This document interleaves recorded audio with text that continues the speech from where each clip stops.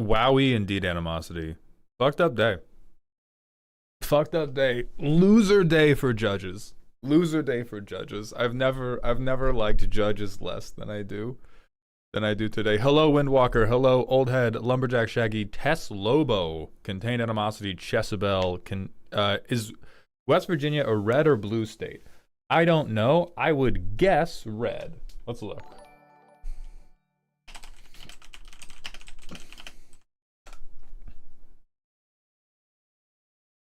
Heavily Republican state. They've been going red since 2008. Jay, the 111, thank you very much for the Prime sub. Welcome back to the dog home. Soul Storming, thank you for the Prime sub for the 11th month in a row. Welcome back to the dog home. I will not stop being shown Vamp Fund by these stupid pre-rolls. Good for you. Good afternoon, Alec Man. Aloha, Zangetsu. West Virginia is red in the countryside and violently ungovernment in the mountains. Will, genuinely, I get it.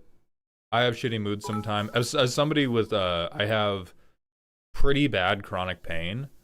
I don't know if you're dealing with anything like that, but when my chronic pain is acting up, my temper is way worse, my patience is way lower, my capacity to have like an open mind and open heart when it comes to talking about stuff.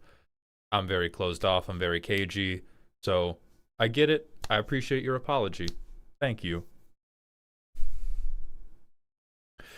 And then Aegis, thank you for the 200-bit cheer. Fuck that. Truly the only thing more fucked than your hairline is the state of our nation. Thank you, Aegis Athene. I appreciate that. The Real Moth Girl, thank you for the 11 months with Prime. Welcome back to the dog home. I appreciate those Jeffrey dollars. Hey Mauld, isn't this a better outcome giving the power to states than a full-sale federal ban? Like it's bad, but state power is better than federal power? No. Probably yes. That doesn't make it good and desirable though, right? Like it's also better than if the judges had come together and been like, yeah, you know what? Actually, we're going to empower local state governments to shoot trans people for no reason. Like that would have been worse. And that certainly was not the thing that was up for debate with this particular decision. But just because we didn't get the absolute worst outcome ever doesn't mean we should go, ha, well, at least we got that, huh?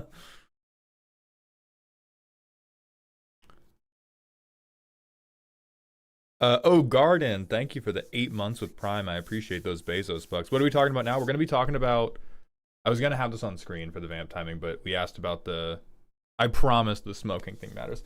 We're going to be talking about a Fourth Circuit Court decision that deals with a state's ability to ban gender-affirming surgery for adults or ban Medicaid coverage for gender-affirming surgery for adults. Gravity, that's so awesome. I'm so happy to hear that. And Silver Gravity, thank you very much for the 10 gifted subs. I appreciate that generosity. Welcome to Dog Heaven. Or I believe welcome back to Dog Heaven. Yeah, welcome back to Dog Heaven. I'm so glad to hear you're turning a corner, my friend. Why is my rum gone? Thank you for the 45 streams in a row. Welcome back to the dog park. So we're going to do politics talk because I think this is important. I think there's a reasonable call to action. And I was telling people in my Discord, I think a reason this matters, and I'm using the term matters very loosely, right? Because we're constantly assailed by the 24-hour news cycle and this narrative that like 20 million horrific and bad things that all matter.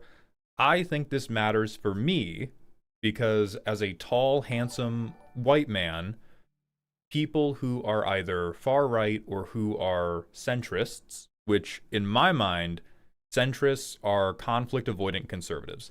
They are people who are conservatives but do not want to argue, and so they say that they see the good on both sides and then they vote like a conservative.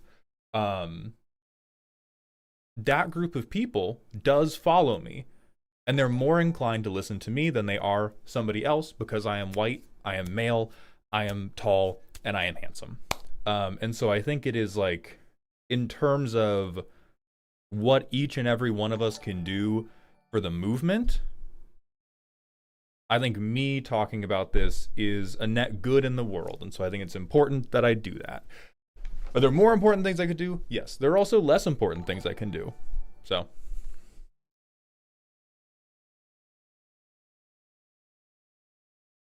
I'm a centrist and resent this allegation. According to the right, I'm a screaming liberal at this point. Then you may be one of the few, the proud. But most of the time, because I'm basing this off of anecdote police, right? That observation, I'm basing off the anecdote police of many times in my Discord, I have banned a centrist. I have banned somebody who was like, I see the good on both sides. And every time I ban somebody, I give them an opportunity to appeal the decision later on. I reach out to them privately and have a discussion with them about what happened. And nearly every time, what it comes down to is,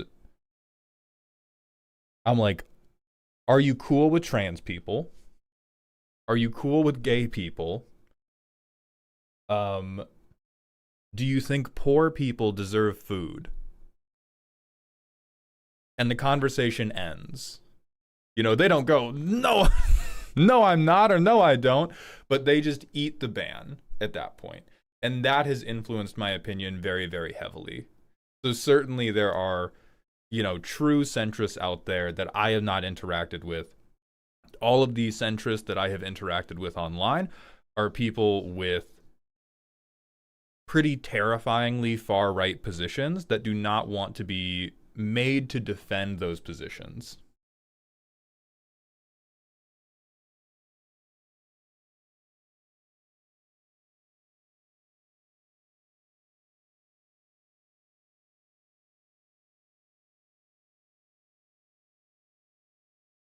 I'm offended that those three opinions are not considered central positions. I think they should be. That's why it's my litmus test. That's why I'm like, oh, you're a centrist. Okay, you might have a different reading of the Constitution than I do, but we think trans people are people, right? We think gay people deserve to get married and live, right? That's central as fuck. That's not a woke position. So that's what I mean when I say the centrists I've interacted with are conflict avoidant conservatives. Is because, right, yeah, Stormy, they should be. So I'm with you on that. They should be.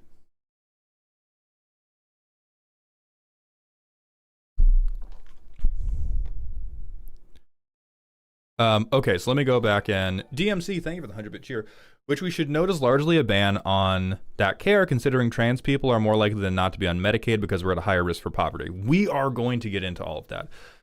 What would you consider a far left perspective? I think one of the furthest left perspectives I hold is that our nation, every nation in the world, would be a better place if there was an arbitrary cap on how much wealth you could have, and everything above that cap, you got like a fucking plaque, you got like a high score marker that they have for arcade games, and the government took the fucking rest. That is my furthest left position. I don't know what that number is. It should be really fucking high. You should be allowed to enjoy your money. If you earn a shitload of money, you should have a pretty fucking cool life. You should get to buy a lot of expensive shit. You should get to have a good time all the time. And above a certain amount, you got to give all that shit to roads and healthcare. At a certain amount, you beat capitalism. You've beaten capitalism. I could even agree that, like, we don't have to give it to the feds, but you have to donate the extra. Like, you know what LeBron James did where he has that, like, high school that he built? You have to do that. All of that money has to become good in the community. You don't get to keep it. You don't get to sit on it like a fucking dragon. That's probably my furthest left position. The country's most prosperous period was during Ike's term when the corporate tax rate was 91%. Hell yeah. I mean, I don't think that actually works. It sounds good in theory, but people are just going to spread out money among close relations, right? Sure, I'll even accept that premise. I think there are very easy controls you can do, which is part of why I said either goes to the government or you have to build a school. I think that is preferable to what we currently have. I think that's still an improvement. I think that is an overall unmitigated good. Like the fuck? Okay. We have 30 really rich people instead of one billionaire. We have 2 more schools that help Mark Zuckerberg's community more than they help mine, but Mark Zuckerberg doesn't have a private compound in Hawaii. I just don't think it's enough. We can't let perfect be the enemy of the good, homie. We can't. It's almost never going to be enough. Vinewood, that's what I'm talking about. That's what I'm talking about. I'm talking about Mark Zuckerberg shouldn't have a private compound in Hawaii. we should have more schools.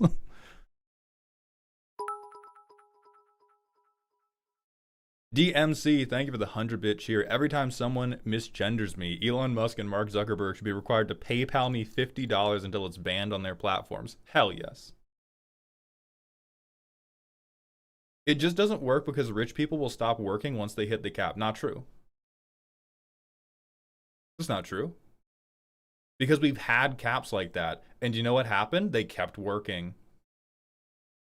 People want money. People want more money, more recognition. Like, do you know how rich people compete with each other? They compete with each other with status. Like, they care about the number in the bank account, but so many of them are so rich that they still want to compete. Like, there's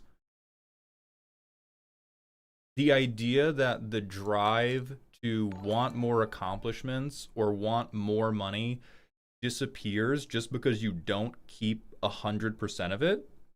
Fully made up. Completely fallacious. Completely fallacious.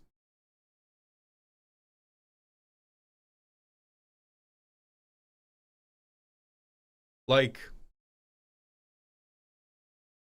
I'm so far away from millionaire. I'm a huge thousandaire, but the more money I've made doing this, the more I get taxed and the harder I've worked generally. Like, straight up, I have dragon sickness. And if you tax me at 90%, I'm not going to stop liking money and spending money. Like, it's just a completely fake idea that they're going to stop working once we have that, because then they keep comparing each other with status. Like, we could do a fucking Donkey Kong Country high score thing and they would still fight to be number 1 on the leaderboard. Oh, sure, we can quibble about like 100% versus 90% versus 80%. No, not stop working. They will just harm their workforces. I don't understand what you mean by that. Also, Fallen Isel, thank you for the tier 1 sub for 6 months in advance. Welcome back to the dog home.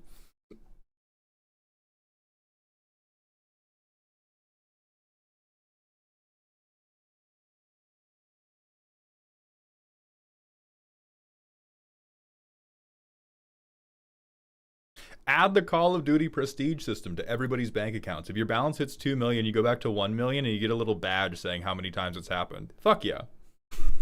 I would vote for that in a heartbeat.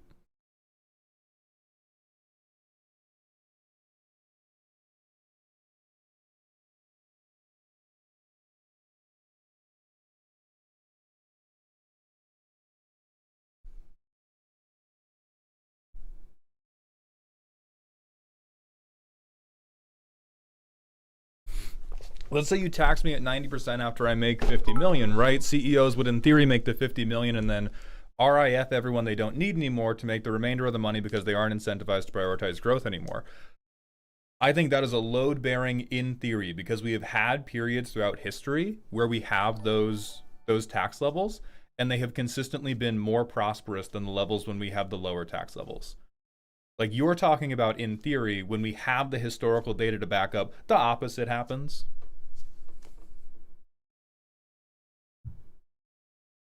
We have that data in this country. In this country, not even a century ago. Like, we have it on the local level, we have it on the federal level. It is proven over and over and over again. I'm saying when the conversation comes up, that's what CEOs have said. Well, yeah, of course they're going to say that because they want to keep all their money. Like, the people who... But that's even because, like, that's proof that it would work. Because if you think about these millionaire and billionaire CEOs, they have enough money. Can we all agree on that? They have enough money. And yet, they will still fight to keep more of that money than to lose it, even when it's just a number on a screen and doesn't actually relate to their quality of life. They use that as a reason we shouldn't tax them, when I would say that's a reason we should tax them. Because if the fact that it doesn't change their quality of life doesn't impact their desire to make more of it, then that means we can tax it. Because they're still going to want to make more of it. As they have fucking proven.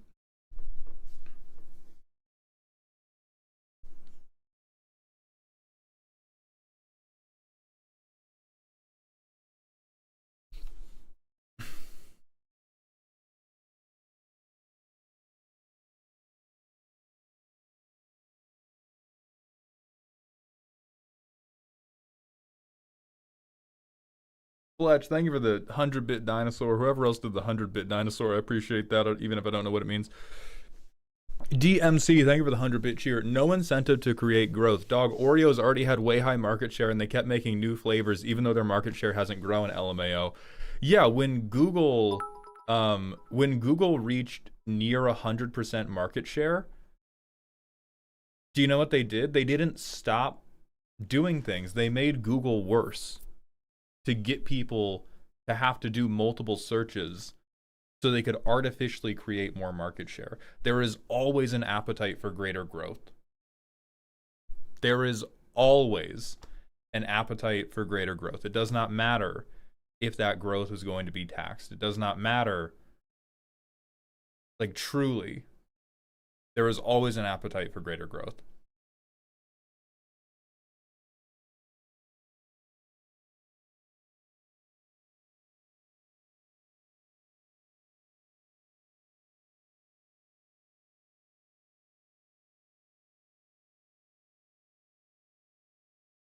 That's why I can't find the porn I forgot the name of. Genuinely true. I'm so sorry to agree with anything you have ever said in this stream, Jomy Bug, but yes, that is why.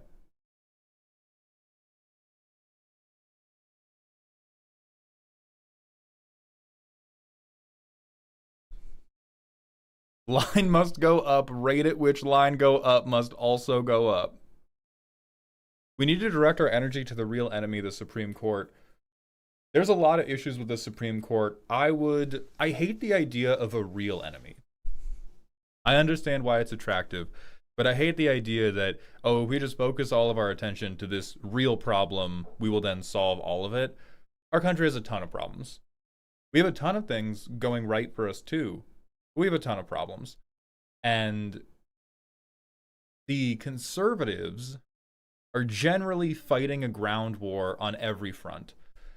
One of the larger problems we have, Spoopy Nerd, that you're alluding to is Trump has packed the courts. A big thing we'll talk about with this decision was made by a 3-judge panel, all of whom were Republican judges, 2 of whom were Trump appointees.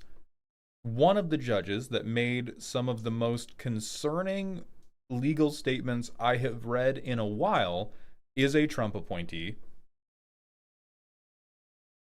Like, yes, the Republican court packing is a huge issue. It's going to have a massive systemic long-term degradation on the US quality of life. Yeah, it's fucking horrible.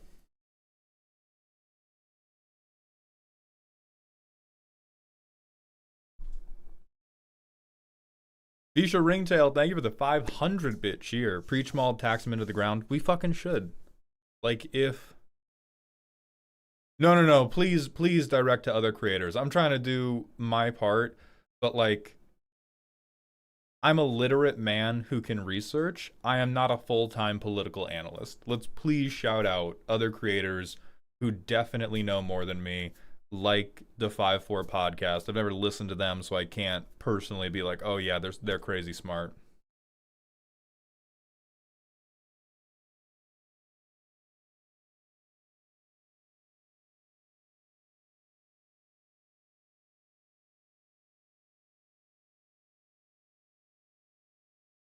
Is there anything you think Trump's actually done right?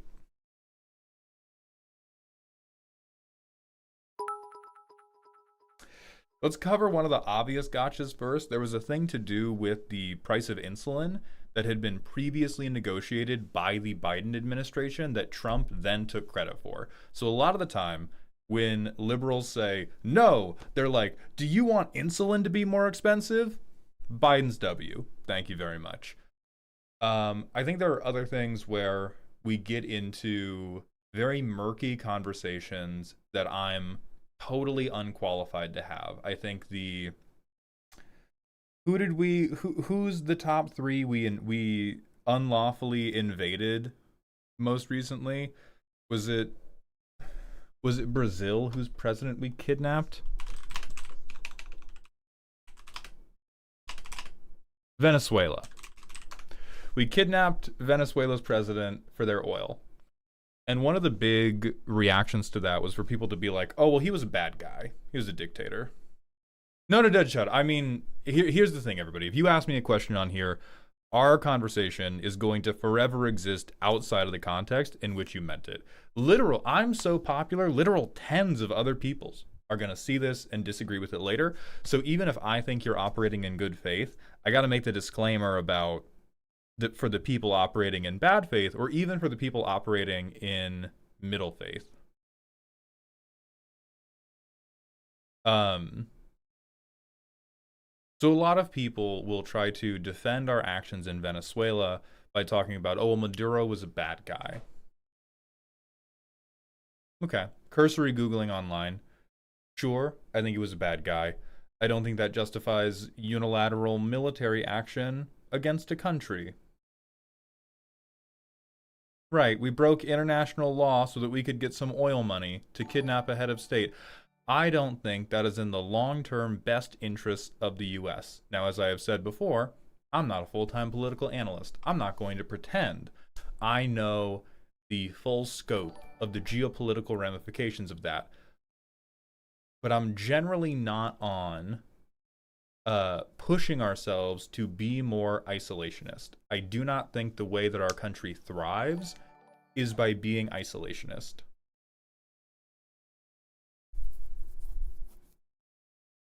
Also, Six Shot, Ocelot, and Chuba Denoya, thank you for the Twitch follows. Welcome to the doghouse, my friends.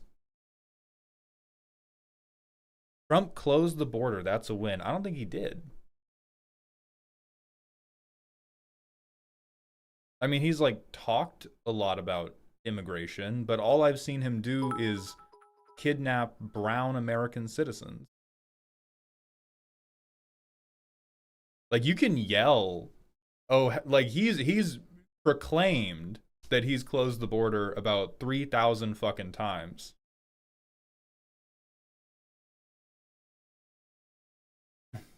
And Spilbo, I agree with you that closing the border being a win is also debatable, even if we can verifiably prove that he did the border or close the border. Immigration generally has a positive impact on our economy because they prop up a ton of jobs and do a ton of labor for us.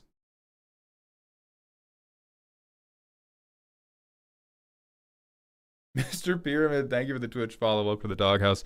DMC, thank you for the 100-bit cheer. Our president is a bad dude doing bad things, yet if Xi Jinping came over to capture Trump, there'd be a lot more stink from the UN and EU about it. So true.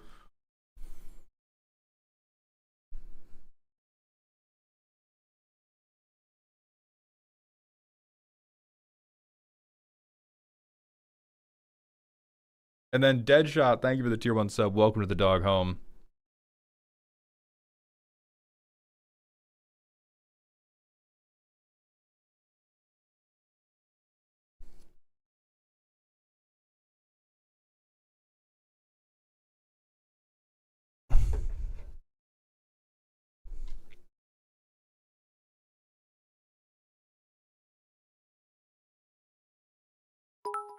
Soulstorming, thank you for the 100-bit cheer. I will attempt to Iron Man the conservative response from here on out. Please do not take my messages as my opinion. I appreciate that disclaimer very, very much.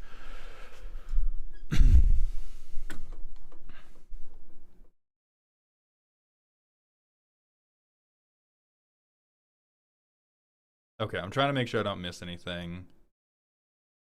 What kind of tea you drinking? I'm drinking throat coat right now, Deadshot, because I've been yapping a lot. I've been yapping a lot and it's been making my throat hurt.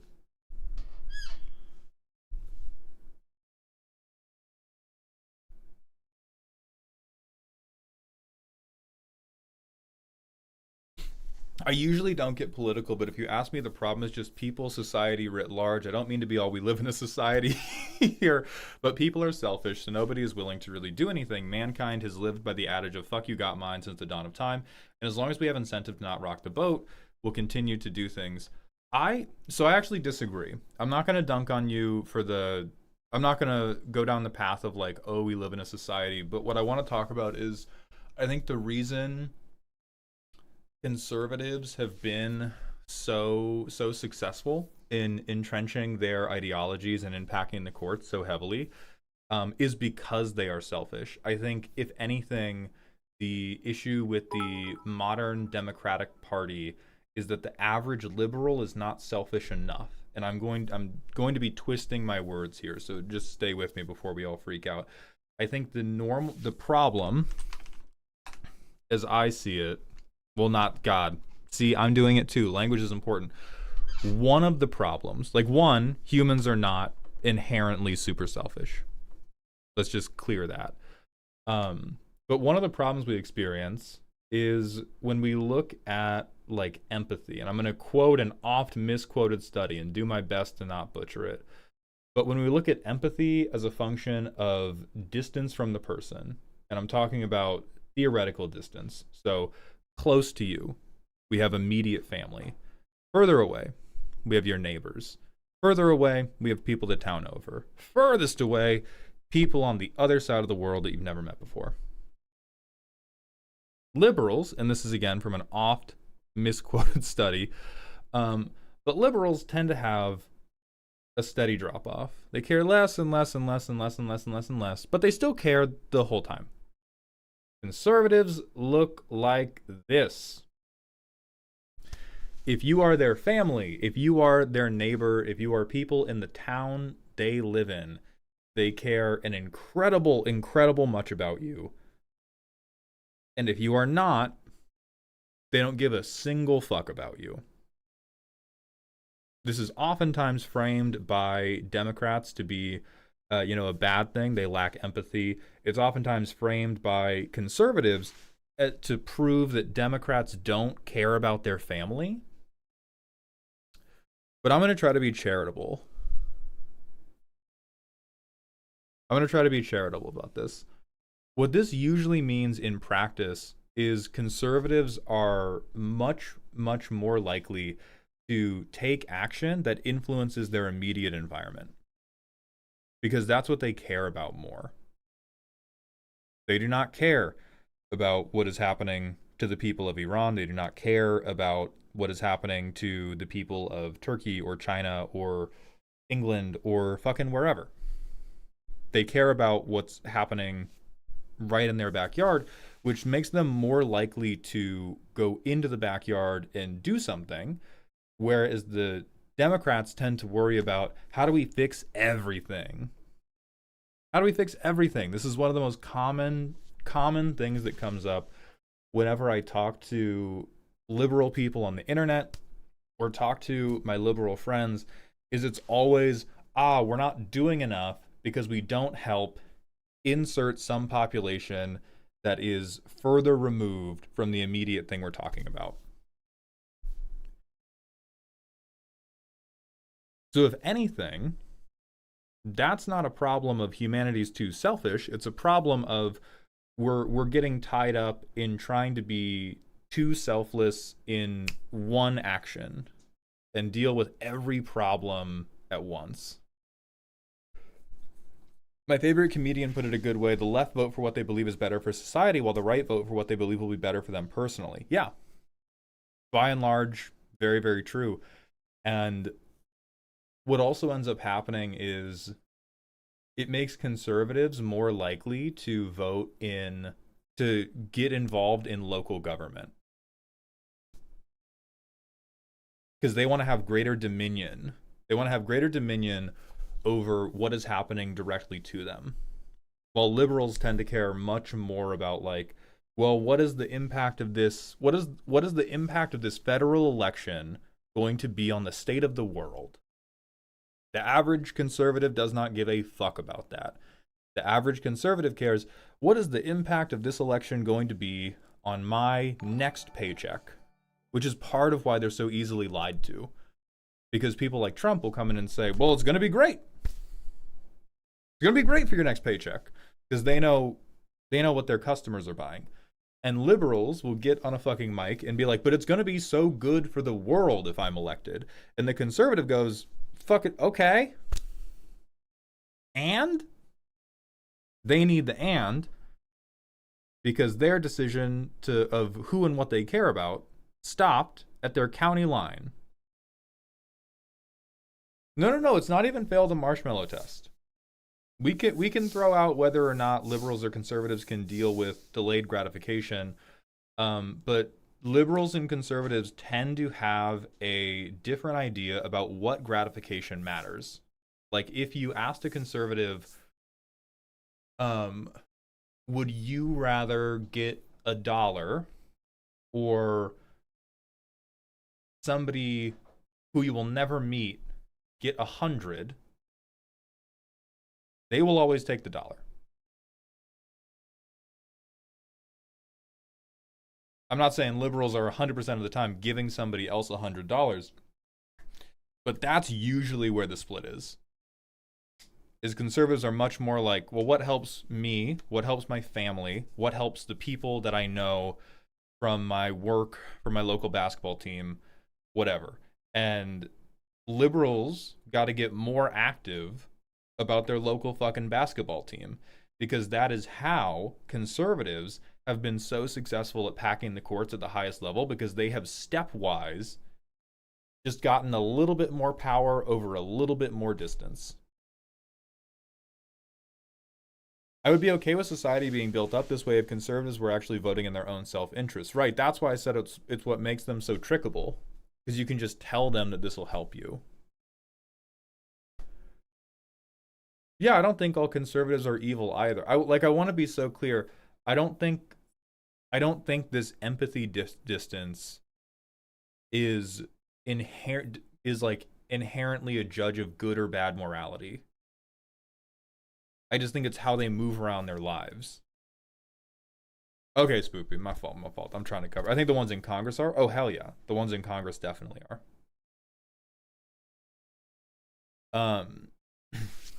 All right, so we fucked up a bunch of points I wanted to put in the video.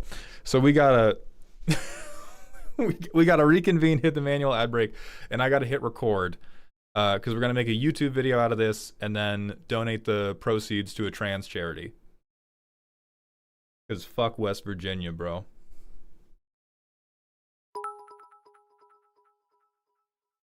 Animosity, thank you for the 100-bit cheer. An important distinction is that conservatives do not equal MAGA loyalists. They overlap but aren't always the same. I think we're getting very close to reaching a point where there's not a discernible difference.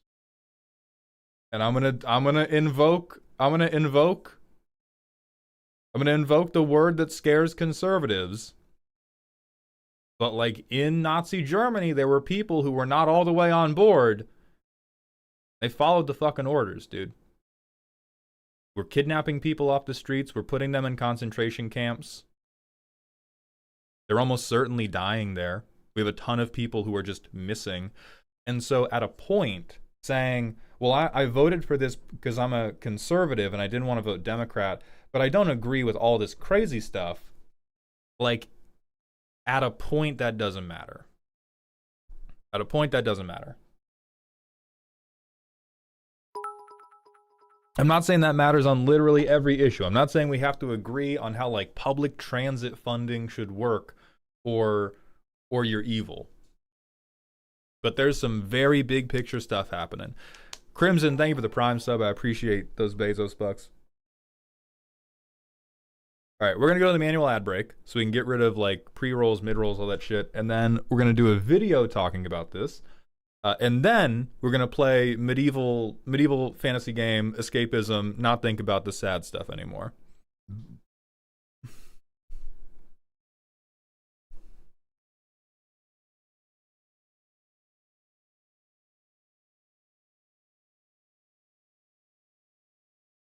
I have decided to rage bait you a little bit less in the future because I have found a new outlet for it. I've started seeking out recipes for carbonara on TikTok and then leave a comment condescendingly but politely pointing out the lack of cream in the recipe. That's crazy, bro. That's crazy.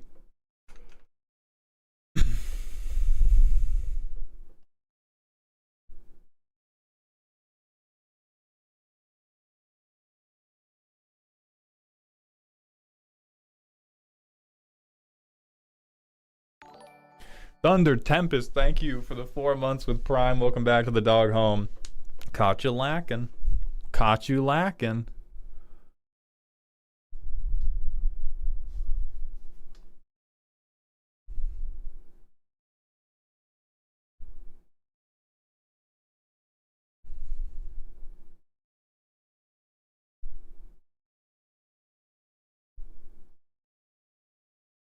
Windwalker, I've not read Edmund Burke.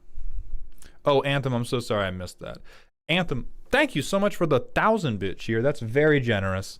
Glad to be here today after the storm a few days ago. A bunch of houses within a couple minutes of me got demolished by tornadoes and we got blasted by larger than baseball-sized hail. That is insane. I hope you are safe. I'm glad you were here. I appreciate your generosity. That's fucked up. Paragon Fury, thank you for the Prime sub. And Fletchendary, thank you for the Prime sub for the 3rd month in a row. Welcome back to the dog home. Beat 90% of Resident Evil 8 in a day, only for it to crash out and not boot properly anymore. So many equally horrible things happening today, truly. So many terrible, terrible things. That's funny in my head because if Fletchendary is a conservative, they would have been like, yeah, yes. Resident Evil 8 not loading did have a more sizable negative impact on me than the healthcare of people I don't personally know. That's how it... Beefcake Emperor, thank you for the tier 1 sub at 29 months. Welcome back to the dog home. I appreciate that continued generosity. I got here late, but I fucking love Wokehound. Looking forward to the YouTube cut. We're going to try to run it as one, because we haven't talked very much about, like... I talked about earlier how I think I reach across the aisle better than some other people because I'm a attractive heteronormative white man. And also my audience tends to be really far left, really far right. You would think at this point we were an echo chamber, but we're not. I have 2 insanely reactive fluids on either side of 2 vacuum chambers. And every once in a while we mix them. So I think it's good and helpful. For me to try to get through to some of those people so that we can come together and talk about how we can make our country better instead of just dunking on people who don't deserve it.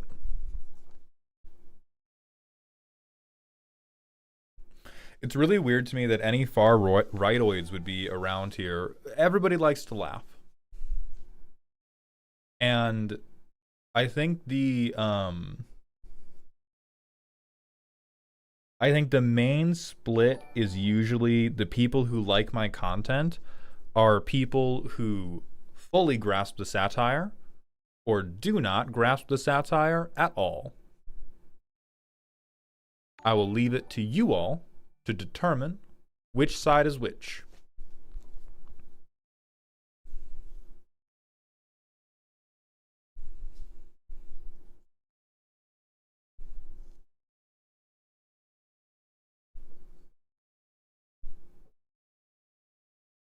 Your audience might be split, but the community isn't. Either that or they keep their shit to themselves.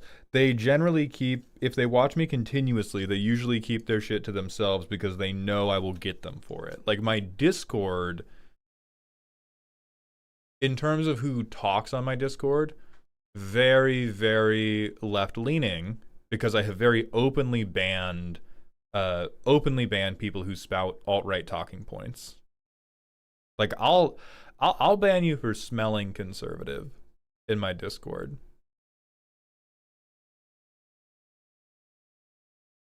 Guess what, bitch? Free to enter community. I'm not a government organization. I don't need a reason.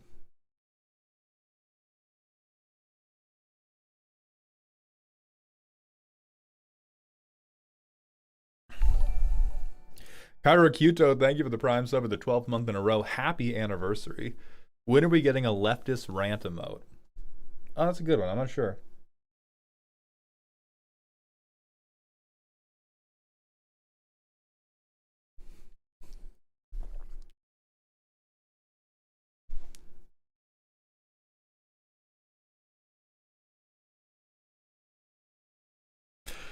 That's fried GG.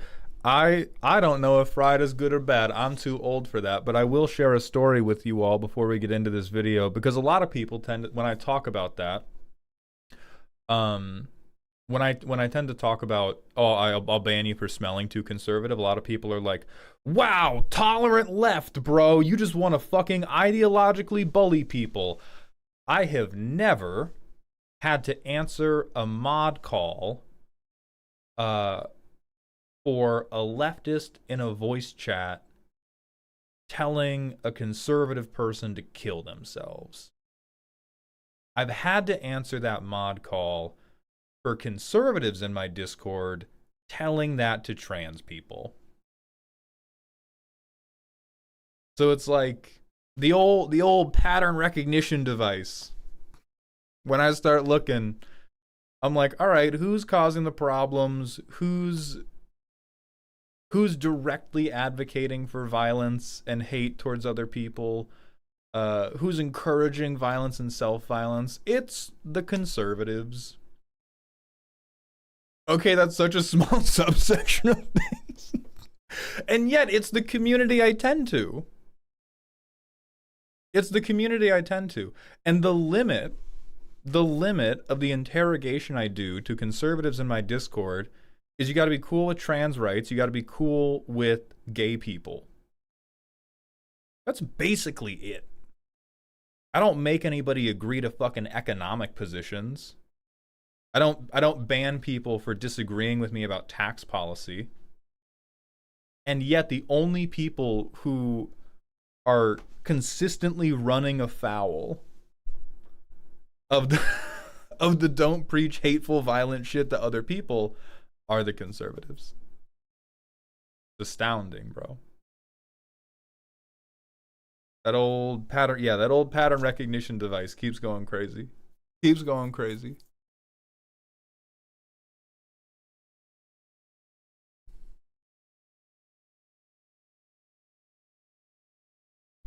The conservatives are the violent ones. Insert some fucking story I'm sure you got off Breitbart or something. Do you realize how we were talking about my community? And then you were like, what about this other thing you have no control over and no visibility into?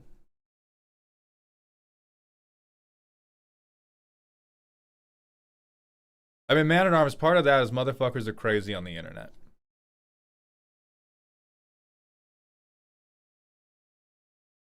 Like, motherfuckers just motherfuckers are insane the moment their, like, real name and face is not attached to it.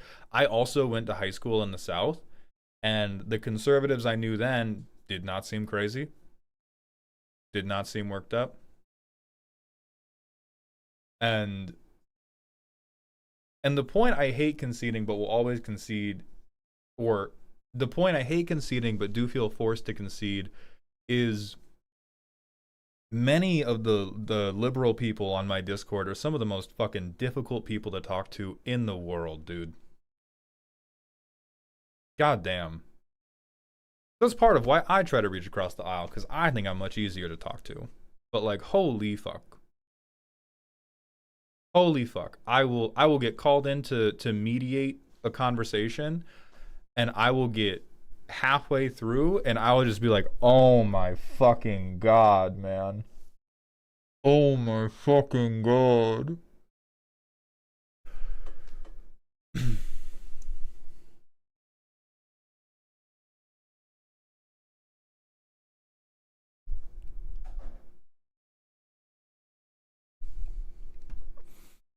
And I think that's the liberal version of people get really insufferable on the internet. I prefer it to what the alt-right people do, because the alt-right are advocating for members of my community to harm themselves or are threatening them, and the liberal ones are just being fucking annoying. But those are how it plays out. Spike T, that's a good point. Weren't like that to me or in front of me. I have persistently benefited from being a tall white male my entire life, and it is a disservice to pretend like that did not impact how people acted to my face. And it definitely means they go home racist pieces of shit. But they weren't like that to me because I wasn't a target of their racism. That is a phenomenal point. Do you watch the streamer Destiny at all? No. I do not watch very much content anymore because I make so much. I watch a little bit, but I don't watch very much. Growing up as a tall white male gives such missable but very real advantages. Yeah, I mean, I did not begin to notice it at all until high school. Um, but I think one of the first examples I noticed is I was always a very like loud and distracting kid, and there were other kids who acted like me, and the black kids were always written up for disciplinary problems, and I was always told to go leave the class or go work on homework in the corner, and they always talked about me like I had the fucking Albert Einstein disease of, oh, he's just bored because he's so far ahead. Other white kids, they're just not stimulated enough. Black kid does it, he doesn't want to learn. He doesn't he doesn't want to better his life. This other kid doing the same bullshit, he just wants to better his life so much that he has too much energy, but this this black guy ah!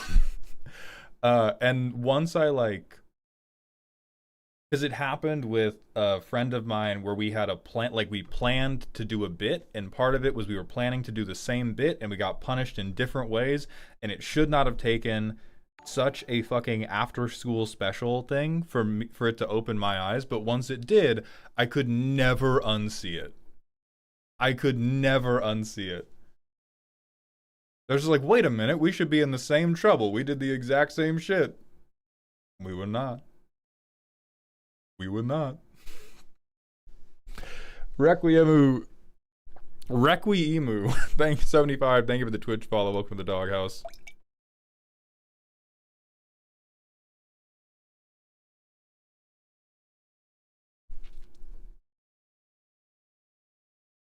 Dude, may God bless James Tallarico, even if I don't believe in him.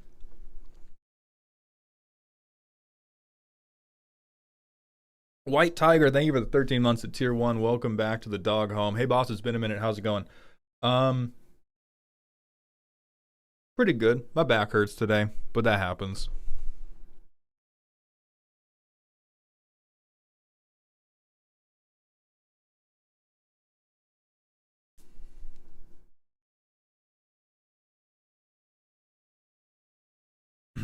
Noticing bigotry is like finding an eldritch being. It's completely incomprehensible and you can never go back to not noticing. Yeah! Yeah, it is!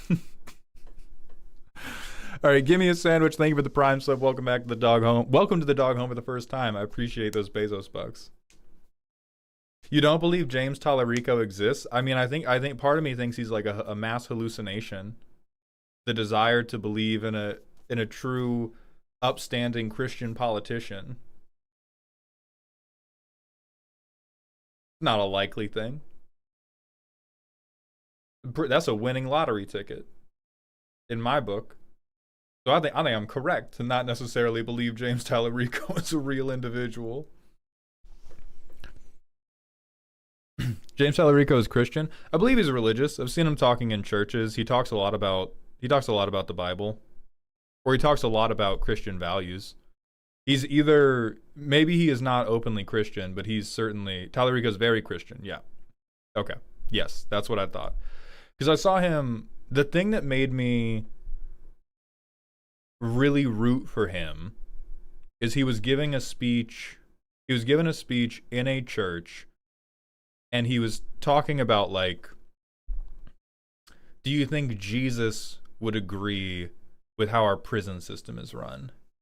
Do you think Jesus would agree that poor people don't deserve medical attention? Do you think Jesus would agree that poor people don't deserve food when we can provide for them? And he said it better than I'm saying it, but his final call to action was, he said that a core concept of Christianity was you're not just called to pray, you are not, as a Christian, just called to be charitable. You are called to challenge the systems that make charity necessary.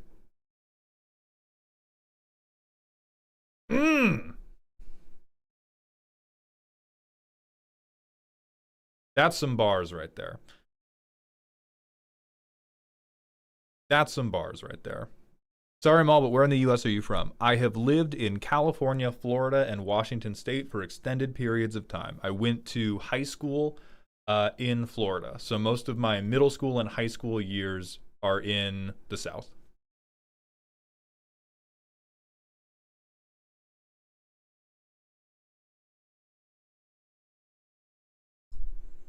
And then I was like a little kid in California, and then I have been a college-aged man, full adult, Washington State.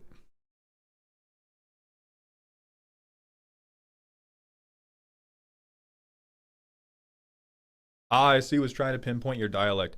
Yeah, the sometimes it can be hard because I grew up in California. I did not talk. I was a very, very quiet child for reasons that nobody really understands. For reasons that I don't think science will ever truly grasp. I was an incredibly quiet child. I hated speaking to people. I hated interacting with other people. Um, and then I went to Florida, and in Florida, the high school I went to was predominantly black. Some people know where I'm going. But that was when I broke out of my shell, learned how to talk, learned how to be funny.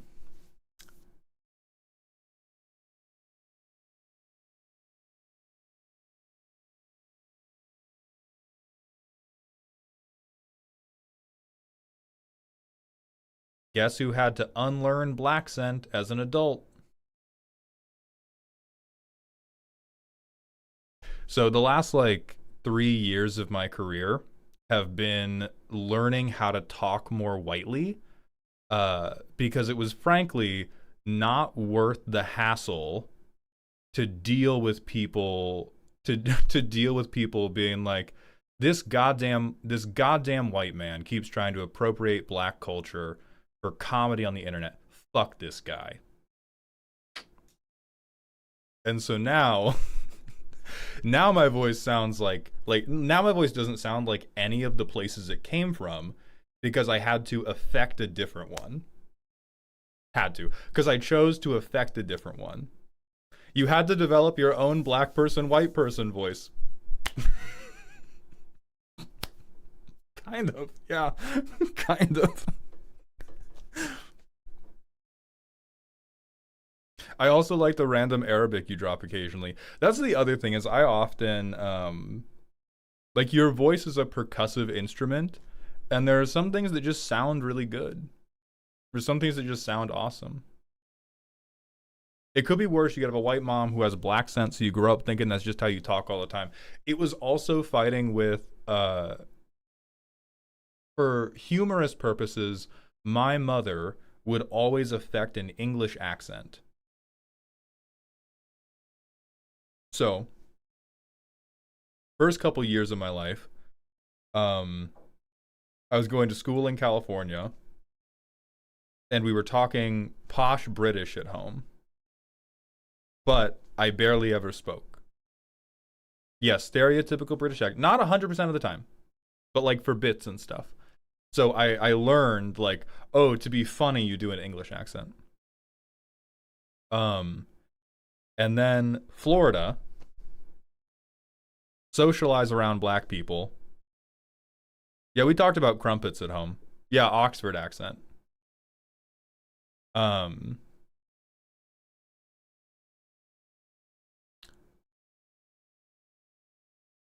it's been a whole great mixed bag.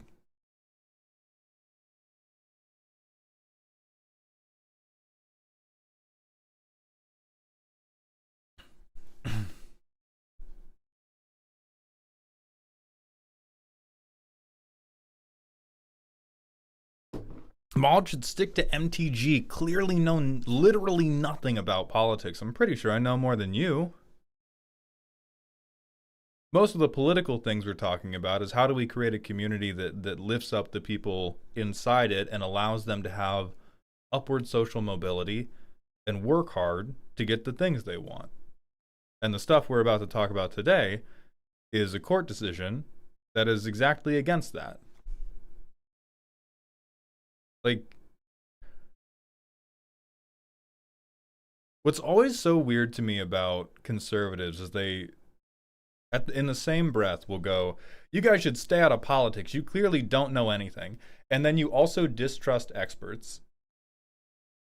So what I hear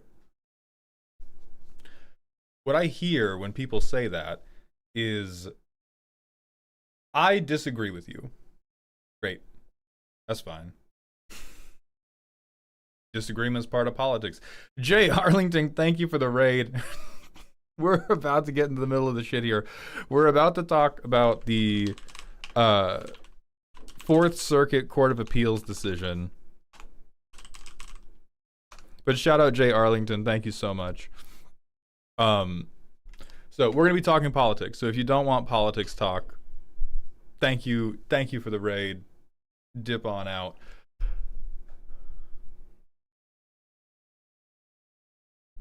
Medicaid shouldn't cover elective procedures. Should it cover life-saving procedures?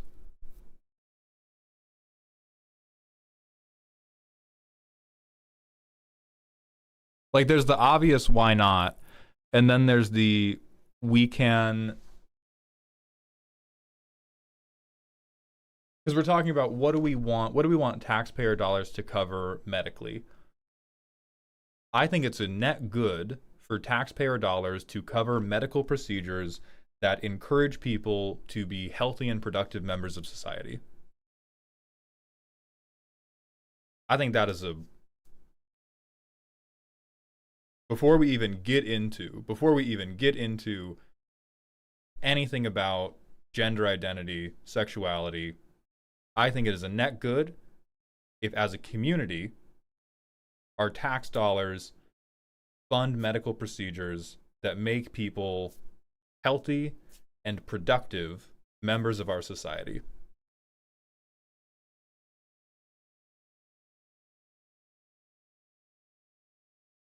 That's what gender affirming care is.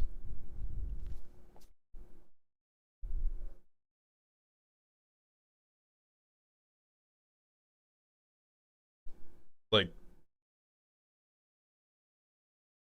yeah, it can't be productive if you're mild dysphoria. We're gonna talk about we're gonna talk about all of it. Velex Scripter, thank you for the tier 1 sub for the 7th month in a row. Welcome back to the dog home. Okay, I'm gonna start recording the actual video. We will have a time where we throw to the peanut gallery so we can continue to answer all these questions. But I do actually want to play some games, get our fantasy escapism in, so I don't want us to be trapped in political circle jerk all day.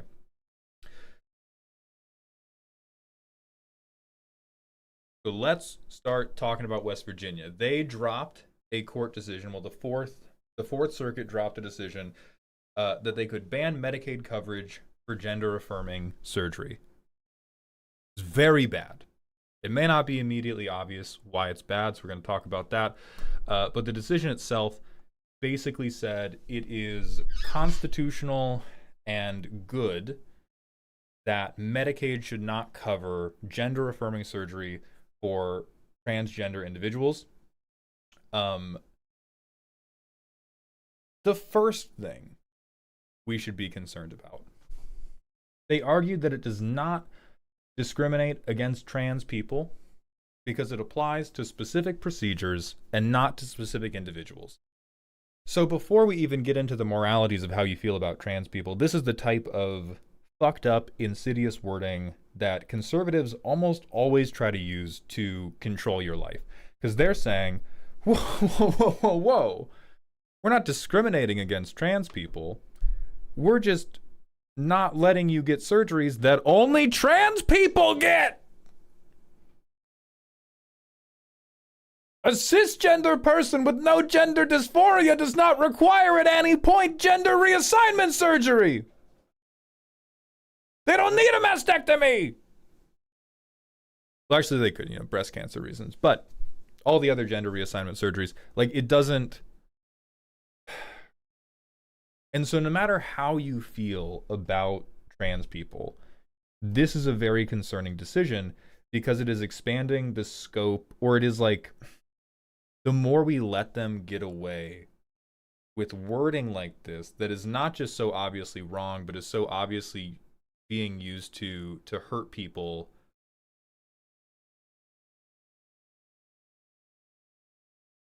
the way those bludgeons are applied typically gets broader and not narrower. And then the next thing they talked about, where was it? Right. It is not irrational for a legislature to encourage citizens to appreciate their sex and not become disdainful of their sex by refusing to fund experimental procedures that may have the opposite effect. Now, not only is this in complete and open defiance of all the data that we do have on gender affirming care for gender dysphoria, and somebody's bringing up a good comment, to be fair, gender affirming care is more than just for trans people.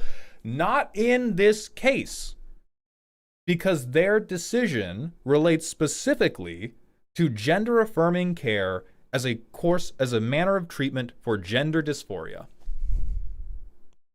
Who the fuck who is not trans has to get that treatment?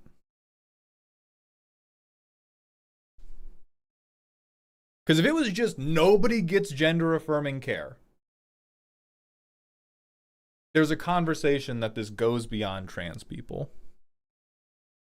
But it's not gender affirming care. It's gender affirming care if you have gender dysphoria. So if you want gender affirming care but you don't have gender dysphoria, excellent, good, no problems. But if you want gender affirming care and it doesn't match the gender that I, a 60-year-old white man, have decided you are, get fucked. So that's one of the very, very concerning things. And then this sentence is not irrational for a legislature to encourage citizens to appreciate their sex and not become disdainful of their sex by refusing to fund experimental procedures that may have the opposite effect. Before we get into the data part, which is the second half, let's look at the first half. Because this is another thing that conservatives, right-wingers do all the time, is it's not irrational for us to encourage people to appreciate their sex. If you just take that statement, it sounds positive because they're talking about encouraging people to appreciate themselves. Wow, shouldn't that be great? And it appeals to what conservatives tend to really, really like, which is when something sounds intuitively correct. Like the idea that truth always needs to be intuitively correct or feel right or feel positive is one of the dumbest things ever. A very easy example of this is like in school, there are times math did not seem right to you. And you'd be like, that's different. It's not. I got a fucking engineering degree. Do you don't want to know what's never seemed intuitively right? You know what has never sat right with me? Fourier transforms. which is fucked up and stupid and evil math. Do you know what does make intuitive sense to me? When I click the on button on my computer and that shit turns on. When I turn the key in my car and my car turns on. When I turn the wheel in my car and the car wheels. And all of those things, so many things about our daily life are predicated upon math and science shit that make no intuitive sense whatsoever. It's just not part of it. Like linear algebra, it doesn't make sense to anybody. It makes even less sense to people who are good at it. That doesn't make it untrue. And a great lesson in this, if you genuinely feel it's different, is to go watch a couple episodes of this show called Landman.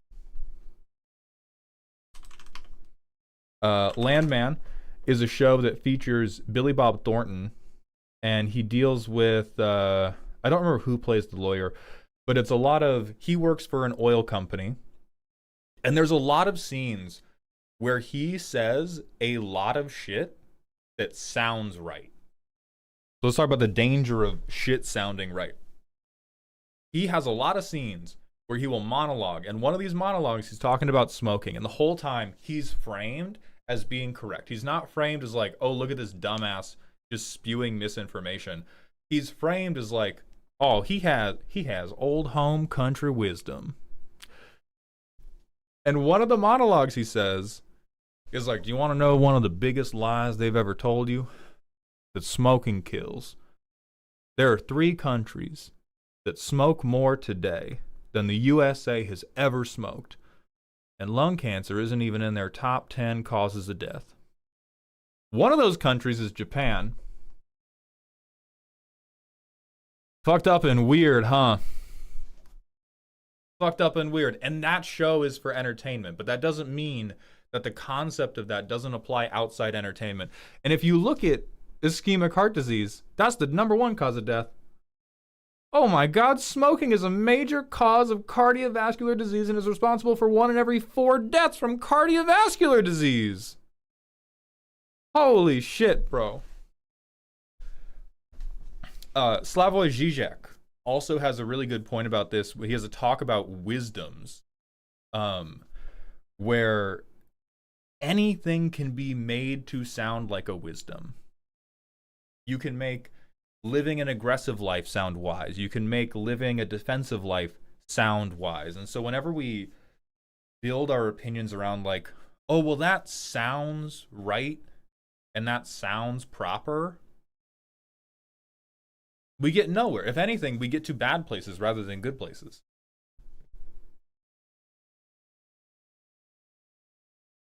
So if this was predicated by the science, maybe there's a discussion to be had there. But you know what? We look at long-term outcomes after gender-affirming care. Body congruency score improves. Mental health scores improve. Significantly reduced suicidal ideation. And so if we just talk about it from a purely capitalist point of view, where fuck how good these people feel, I want you to be a productive member of society. I don't want you to be a leech. Men who have low T have to go through a mission to get testosterone. Bullshit! You brought that shit to the wrong motherfucker, man. I was a college athlete. I knew guys who doped. I knew guys who doped post-collegiately. That is the easiest shit you can ever get in your life. That is the easiest shit you can get in your entire life. That takes $200 and 1 doctor's appointment. Legally. Yes, legally. Look up, Google a men's health clinic, you dumb motherfucker. We're done being polite. That is the stupidest shit I have heard in my life. Temu meds don't count. These are motherfuckers with prescriptions from American doctors.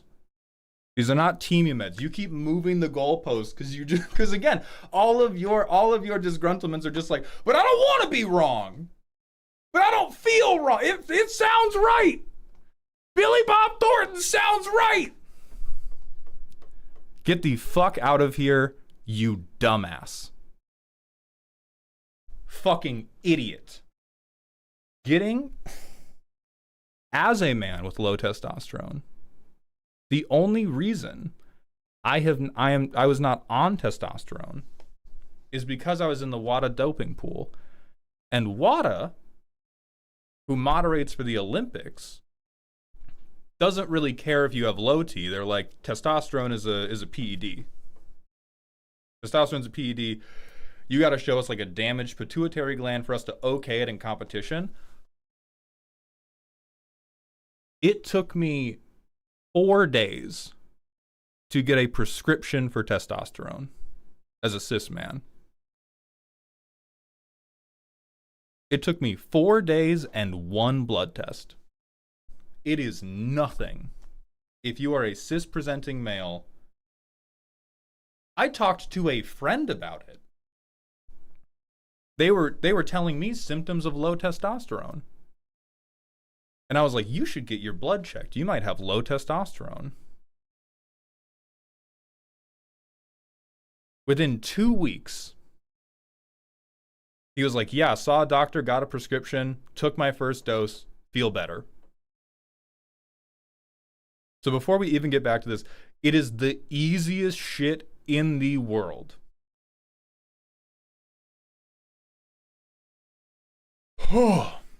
Okay, we're going to refocus up. So if any part of your argument for anybody listening, whether you're on Twitch, YouTube, on the YouTube video, if part of it is like, oh, but it's so hard for cis people to get gender affirming care, you are full of shit. You just are. That's okay. Many of us get full of shit at some point or another in our lives. That doesn't mean you don't have to pump it out. That is some of the most singularly stupid shit I have ever heard in my life. Trying to understand, are you saying those are allowed so the gender affirming care should be too? No, this is a disconnected argument. I went off on a tangent because a YouTube commenter who I have since shot, like cannoned into the fucking sun, said men who have low T have to go on a mission to get testosterone, but if I claim I need it for gender affirming care, it's fine, sure. So they were attempting to draw a comparison about how difficult it is to get testosterone as a cis male. And I had to jump on that because it is such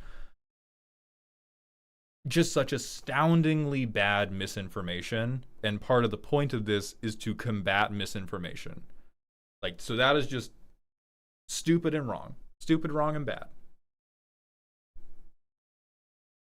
Like, I will take testosterone in my life. As my testosterone levels continue to drop, I will get it in a fucking week. I would be surprised if by the time I am seeking TRT to feel more like a man, I would be surprised if they don't do 48-hour shipping.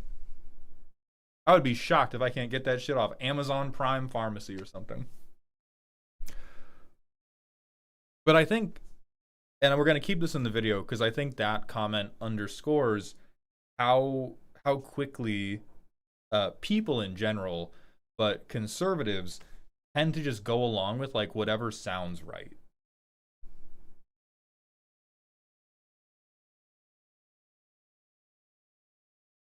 Like they go along with or they'll take an anecdotal story of like, oh well, my one cis friend Tony had trouble getting it, which means men can't get it, but trans people. Jasoproxy, go ahead and post them. I have a couple studies that I've pulled up. So anyway, long-term outcomes of gender affirming care. So this whole like where's this sentence? Right. The legislature should encourage people to appreciate their sex and not become disdainful of their sex by refusing to fund experimental procedures that may have the opposite effect. So we're appealing to the idea that gender affirming care for trans people is not going to help them or is going to even hurt them. Long-term outcomes after gender affirming care, They feel better. They have reduced suicidal ideation, and they have much better mental health. And if we take away the morality of the good of saving a person's life, and we just look at the outcome of we want more productive members of society, who do you think is more productive? The depressed and anxiety-ridden person who can't get access to medical care, or the person no longer experiencing suicidal ideation and greatly improved mental health? Duncan, your gender-affirming surgery does have the best "I'm glad I did that" rates of any medical procedure ever. Ever. Prospective evaluation of psychosocial changes after chest reconstruction in transmasculine and non-binary youths. Gender-affirming chest reconstruction improves gender and appearance congruence and reduces chest dysphoria in both binary and non-binary populations of adolescents and young adults. The data supports the need to improve access to gender-affirming chest reconstructions for adolescents and young adults and to remove legislative and other barriers to care. Surgical satisfaction and quality of life outcomes reported by transgender men and women at least 1 year post-gender affirming surgery, a systematic literature review. The most negative thing we can say about many of these studies is we don't have enough of them. The data is not good enough, right? They say low quality studies because we had small sample sizes, lack of control groups, and yet all of the studies, so all of the evidence we do have available points to this is fucking great. This is fucking great. People don't regret it. Or they do not regret it at a rate that is higher than literally everything else. Like, we need more replication. We need more studies on the satisfaction and long-term mental health of trans people. We don't get those by defunding access to care and access to research, which is what this ruling is opening the door for. Then long-term regret and satisfaction with decision following gender-affirming mastectomy. This is 139 people. So they looked for, it was in the 200s. 235 patients were eligible for this. 139 responded. The median satisfaction was 5 out of 5. The median regret was 0 out of 5.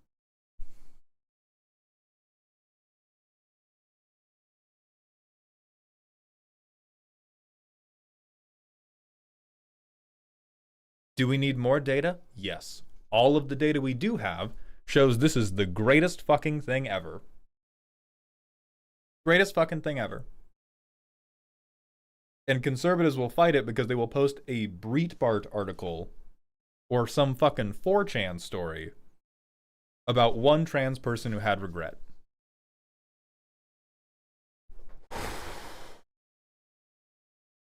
And so the other thing we can look at, because the other thing people would bring up is like, well, it shouldn't cover elective procedures. I would argue this is a life-saving procedure. As we look at individuals who underwent gender-affirming surgery had a 12.12-fold higher suicide attempt risk than those who did not. So they had a 3.47% suicide attempt risk versus 0.29. This is the general population. So if you've had gender-affirming surgery, the likelihood that you attempt suicide is 3.5% versus 0.3%. That's incredibly concerning, right? And this is for people who've had the surgery. Oh my God, isn't that horrible? And yet if you don't have the surgery, it's 30 to 80%. Isn't that fucking crazy? Isn't that fucking insane? So if we talk about this like it is an elective for fun surgery, when it's pretty easy to prove that it's saving lives and directly improving the productivity of our populace, that is not so much a slippery slope argument as a we're halfway down the slope, we're currently sliding, and we're just looking at the next rock that we're going to hit now. 30 to 80. This is, again, bad data. We don't have enough data. We need more data. We need higher sample sizes. We need to replicate studies. We need to get more control groups. But every single goddamn piece of data that we have been able to back up at all supports this. And so again, to appeal to the empathy curve of conservatives versus liberals, because if you're conservative, you probably go like, well, I don't live in West Virginia. Why do I give a fuck about these people? I'm fine. I don't hate trans people. I just don't care. Very, very common take from right leaning people is I don't hate them. I don't hate them. I just don't care about what they're doing. They don't affect my life. This is the type of shit that directly affects that affects your life a couple steps removed, because judges really, really don't like it when it becomes evident how much of their authority is completely fucking made up. And so what judges do, what politicians do, what institutions tend to do is lean very, very heavily on precedent. They lean very, very heavily on precedent. And so this legal decision in West Virginia is going to affect things in Tennessee. It's going to affect things in Texas, because the legal systems in Tennessee and Texas are going to go, well, we don't want to disagree with what the other judges and lawyers said in that other state, because judges and lawyers are pretty smart. They're pretty smart. We're not going to disagree with each other for no reason, okay? You can trust us. We didn't make all this bullshit up. And the reasoning they're making this decision on is so easily applied to so many things, because it is based entirely on some shit that sounds right and positive. Like, I can very easily imagine it's not irrational for a legislature to encourage citizens to appreciate their lives, their natural lives, and ban psychiatric care. That might sound crazy to you, but to me it operates on the exact same railings. It's the, because they're appealing to, well, when you were born, you were a boy. So that means you're a boy. Well, when you were a baby, you laughed. You were happy then. You don't need this medicine. You just gotta grab your fucking bootstraps. Yeah, because that's always where they go next. They go after people who physically present differently. They go after people who have any need or standard for medical care. Like, they could go after, I'm not sure what Medicaid's relationship with veteran care is, but I could very easily see this applied to. It's not irrational for our country to encourage veterans to remember their service with pride. So we're not going to cover PTSD. That's just making us look bad. Like, it's the same type of shit of we don't like how this looks, and so we're not going to cover it, even though all of the available data we have says this is a life-saving intervention that increases productivity.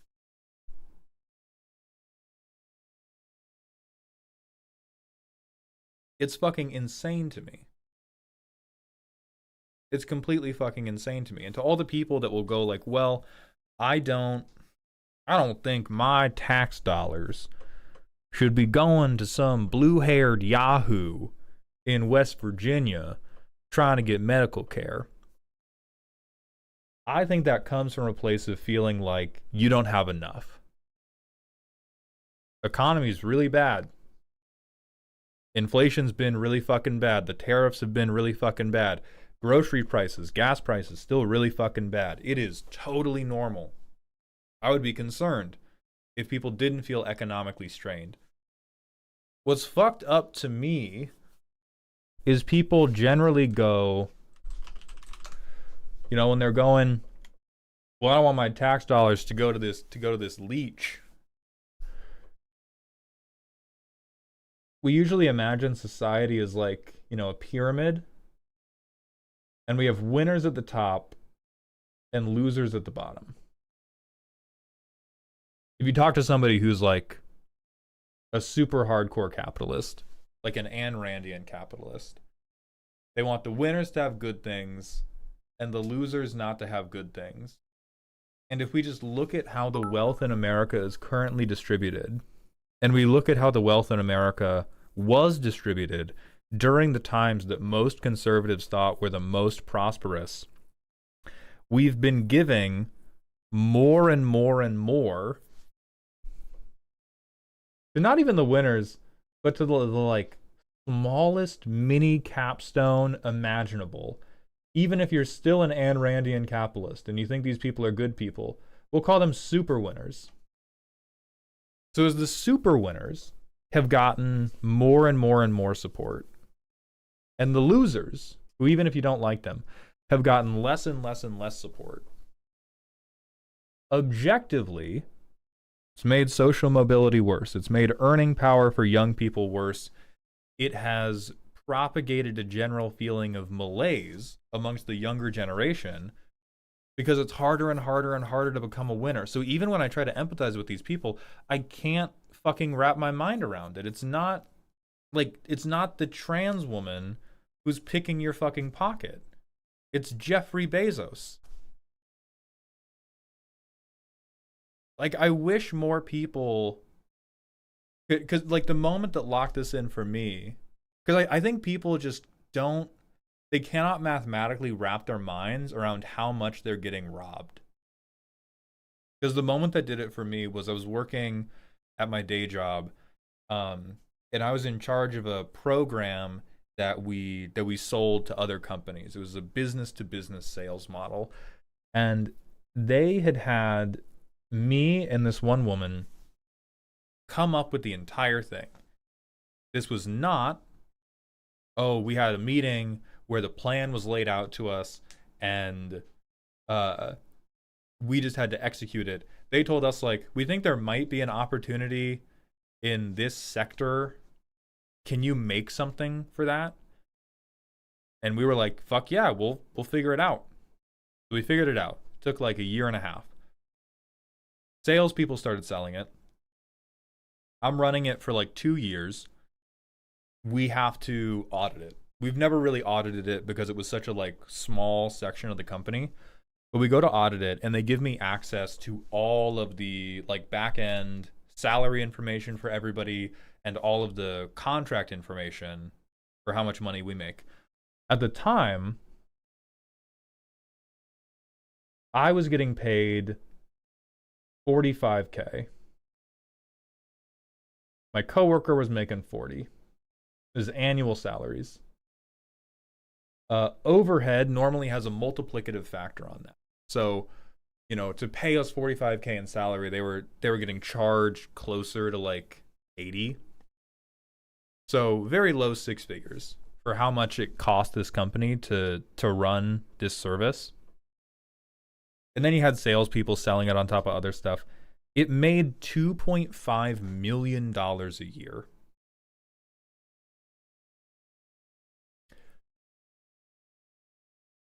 And that is much closer to the norm of how hard your pocket is getting picked by the executive branch of whatever company you work for than you think. Like, your enemy is not the guy on food stamps. Your enemy is the AI corporations that are getting subsidized across the country and driving up electricity prices, driving up real estate prices because property that could become homes is becoming data centers. Like, yeah, the broadest form of theft an American will experience in their life is wage theft. You get robbed in an alleyway, and it will not compare to the amount of money you lose to fucking wage theft every year.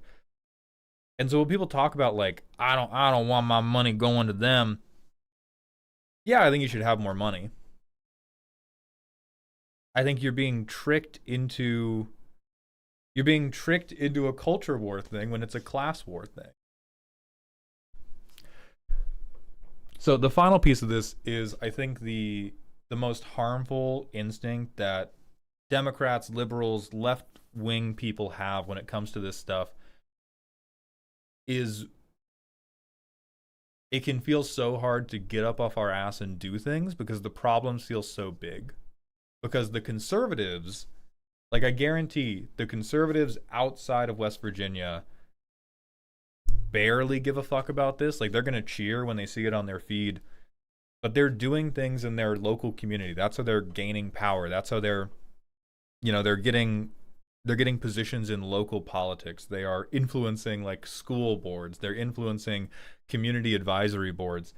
And that's how they've been winning the political ground war over the last like 50 years in this country.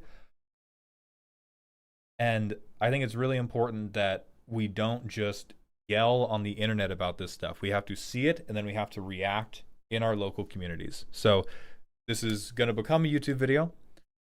Every red cent that this makes on YouTube is going to get donated to either Trans Lifeline or a different charity that I'm going to publish in the description. What I want is for it to go to a charity that helps trans people get access to gender affirming care.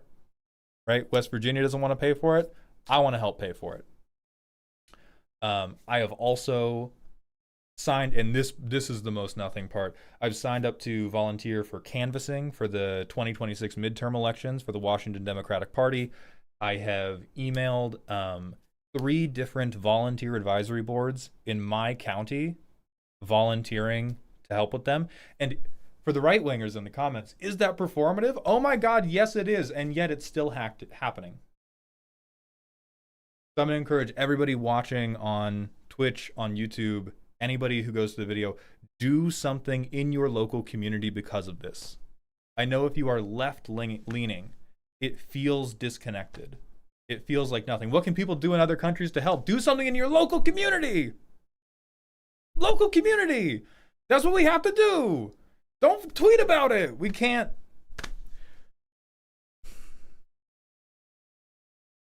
Awareness is good. Awareness is not enough. We have to do better than awareness. Volunteer at your local food bank. Great. Does it relate to the healthcare of trans people in West Virginia? No. It is still better than doing nothing. Too often, leftists fall victim to infighting or fall victim to people saying, because like, let's be real, with the amount of money that my YouTube videos make, this is going to be like $150. And I'm sure there's going to be somebody who's like, oh, you performatively donated $150. That's not going to fix anything. It's going to fix more than $0. If you are a leftist typing that right now, you are part of the fucking problem. So that's it. Do more in your local community than you did before watching this video. Don't give me money about it. Give a trans person money about it. Give a charity that helps trans people money about it. Go volunteer for a school board, for a local action committee. Go volunteer to help sign people up to vote. Because that's one of the most common ways these dickheads get elected, is left-leaning people stay at home dooming about how bad the world is, and conservatives in Ohio go out of the fucking polls.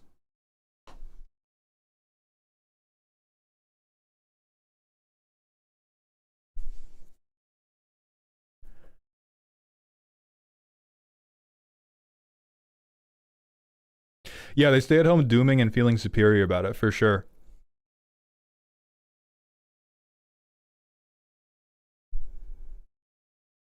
Yeah, fuck Ohio. I don't know if that was my point, but that's certainly a way to take it. Doom Gooners is a fucking crazy one.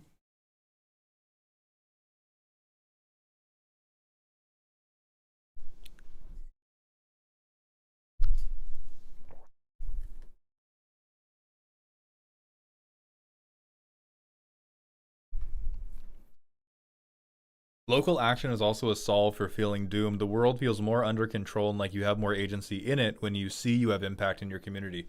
For sure. And it helps you, like, it helps you do more. Because one of the things that keeps us from doing anything is we feel like it's such a big problem and then we tweet about it, and then nothing happens, and it reinforces in our brain, oh, I can't do anything about it. Go out and do something small and physical, and it will prove to yourself, oh, I can impact the world around me. And then you just do a little bit more, a little bit more, a little bit more. Pokemon Go to the polls.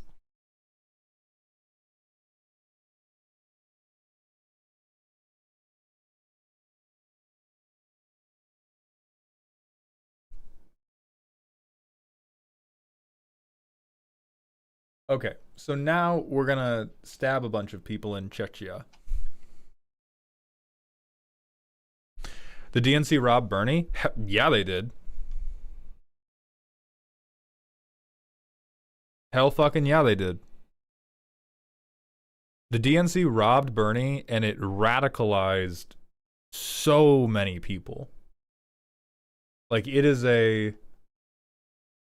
I think it is one of the single largest contributions to Trump getting elected. Because when I was in college, I had a study group of me and 3 other guys. All 4 of us were pretty far left. We all supported Bernie. And then the DNC fucked Bernie Sanders, and 2 of those guys became die-hard Trump supporters.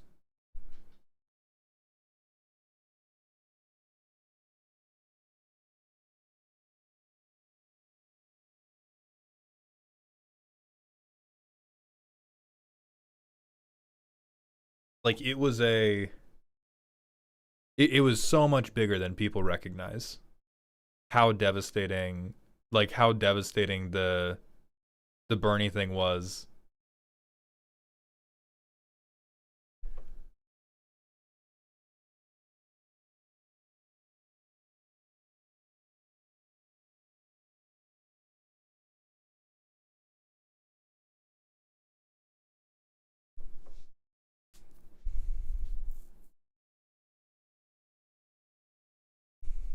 The amount of Bernie to Trump swing was huge. They saw him as a hand grenade to shake things up and then got stuck in the cult, at least for the ones I knew. That's how it went for the two people I talked to. Was they went from like, well, we need this radical leftist change, and then Bernie got leg swept, and then they went, well, radical change, that's two out of the 3 words we said. Fuck yeah. That's 2 out of the 3 words.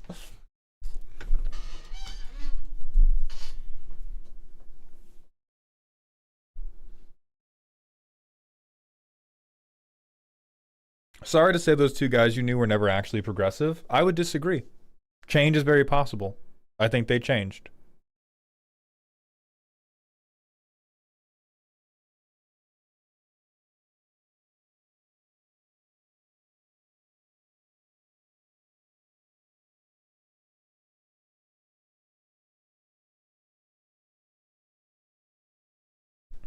There is just a non-zero amount of people who are like, yeah, I'll vote for Trump for president and AOC for Congress because I think they're both outsiders, and that is just a sign every institution tasked with enlightening these voters has failed.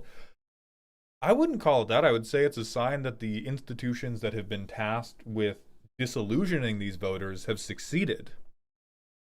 Like, Fox News as an organization is a propaganda machine designed to convince you that we need a populist outsider.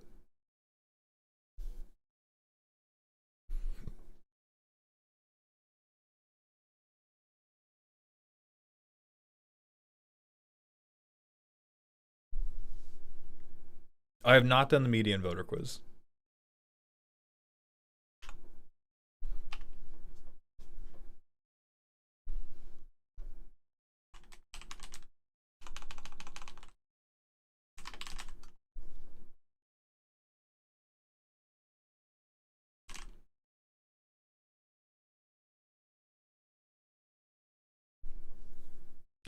Populism is the key word. They wanted to see their material means changed, and how Trump explained his position made it feel like his brand of populism is just like Bernie's, ignoring that Trump immediately breaks all the promises he makes, unlike Bernie.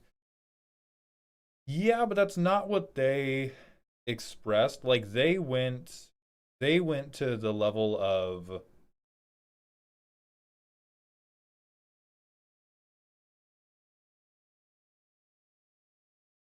it was like they were like, the system's broken and Bernie is going to break the system and build something better. Trump won't, but he will at least probably break the system. And after, and I think like as they got deeper into it, they went more and more along the lines of, well, I am a I am a white man who's probably going to make a lot of money. This will likely enrich me, so I'm going to keep going along with it. Like that was when they kind of changed long term.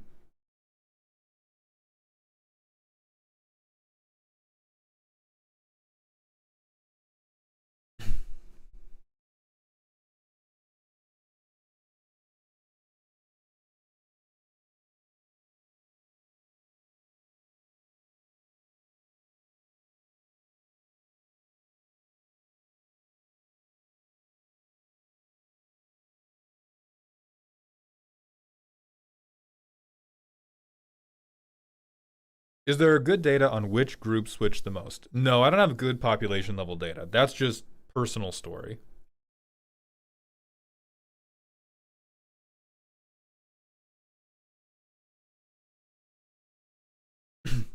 I still think that unfortunately people who vote independent arguably throw away votes because we live in a two-party system. They super do. I know many people who voted independent because they didn't like either candidate. Sad truth is you have to pick the lesser of two evils. Yeah, people who voted third party threw away their vote and they're like, but it shows people that we need something different. And now we're like standing at the precipice of not having elections anymore. That's not even exaggeratory. That's not doomsaying. That's what Trump and the Republican Party have said is going to happen. Like you don't get to go, both sides are wrong. I can't bring myself to support Kamala Harris, so I'm going to vote for the guy who's going to stop elections from happening.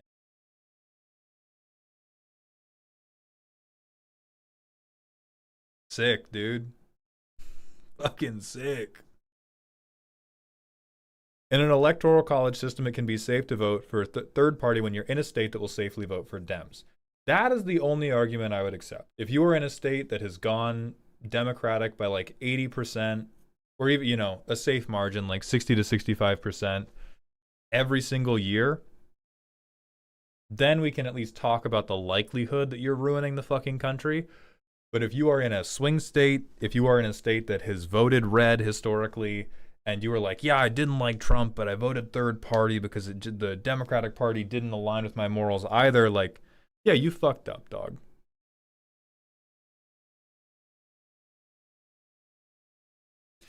Wait, what? Can you explain further on the no elections thing? I've not heard about that, but I'm kind of scared. Um, so officials in the Trump administration have made a number of comments about either ways for Trump to make a third term, to get a third term.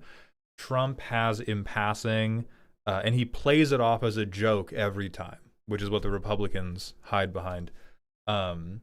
But he played it off as like, you won't even need to vote anymore.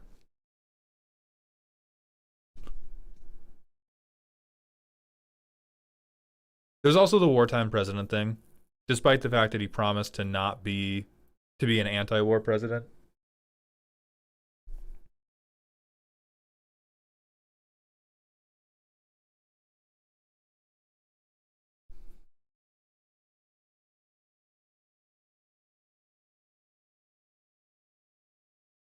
All right, so YouTube, I am going to stop the stream and then start a new one so that these are recorded as different VODs.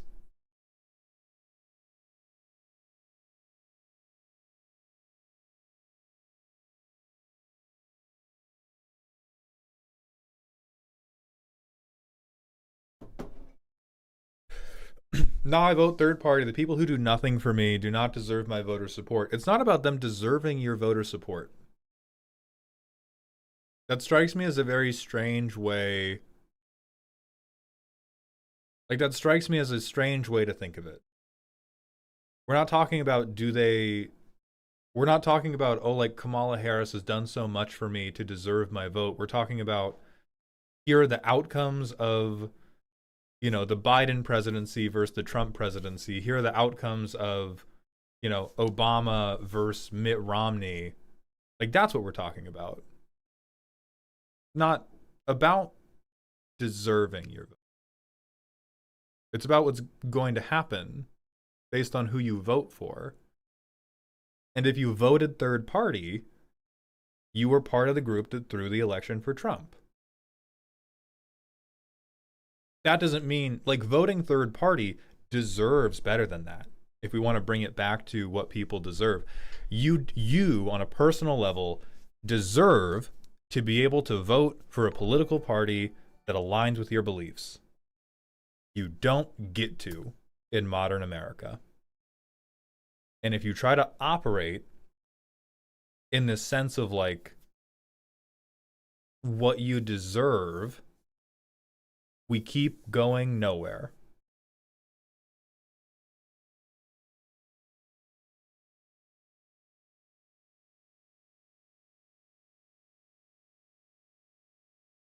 I voted third party, but only did so because I live in a blue lock state. Yeah, that is one of the exceptions we talked about, where if you know the electoral college is going blue anyway, voting third party is much less harmful.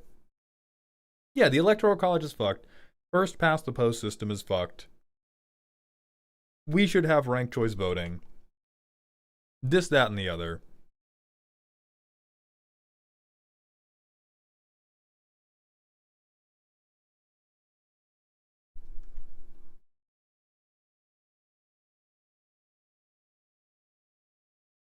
Okay, so YouTube stream is going down. Going back up is a Kingdom Come Deliverance 2 stream, and then we're going to play video games.